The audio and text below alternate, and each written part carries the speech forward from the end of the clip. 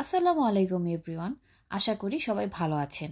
আজকে আমি শেয়ার করব আপনাদের সাথে গিরিঙ্গি ফিওরের চারপাশে ঘেরা উঁচু উঁচু পাহাড়ের মাঝখানে কোন কটেজগুলোতে আমরা থেকেছিলাম। আশা করি ভিডিওটি আপনাদের ভালো লাগবে।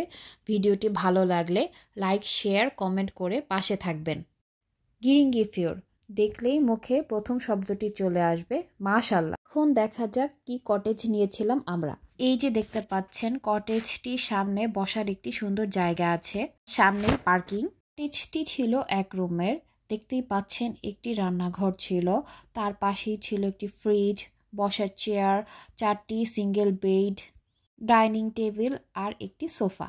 আমরা গিয়েছিলাম 3 ফ্যামিলির জন্য ছোট ছোট 3টি রুম নেওয়া হয়েছিল। এখন দেখানো পালা সেকেন্ড রুমটি, যেখানে আমি আর আমার হাজবেন্ড থেকেছিলাম। এই কটেজটির সামনেই ছিল বসার জন্য একটি বেঞ্চ, তার উল্টো পাশে ছিল রান্না করার ব্যবস্থা। ভিতরে ঢুকতেই ছিল একটি ছোট্ট ফ্রিজ, 2টো বেড, 2টো বসার চেয়ার আর একটি ডাইনিং টেবিল। দুটো কটেজেরই একই সমস্যা ছিল, অ্যাটাচ কোনো ওয়াশরুম ছিল না।